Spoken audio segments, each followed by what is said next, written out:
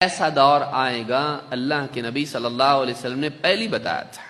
آپ نے فرمایا سیأتی علی الناس سنوات خداعات، لوگوں پر دھوکے والے سال آئیں گے، دھوکہ ہی دھوکہ ہوگا، کنفیوژن ہوگا، ایسے سال آئیں گے، ایسا دور آئے گا یصدق فیہا الکاذب ویکذب فیہا الصادق، جس میں جھوٹے کو سچ مان لیا جائے گا اور جس میں سچے کو جھٹلایا جائے گا. وَيُؤْتَمَنُ فِيهَا الْخَائِنُ وَيُخَوَّنُ فِيهَا الْأَمِينُ، ایسا دور ہوگا کہ جس میں خیانت کرنے والوں کو، خیانت کرنے والے کو امین مانا جائے گا اور امانت دار پر خیانت والے کی تہمت لگے گی کہ خیانت کرنے والا ہے. وَيَنْتِقُ فِيهَا الرُّوَيْبِضَةُ، اور ایسا دور ہوگا جس میں رویبضہ بڑبڑائیں گے.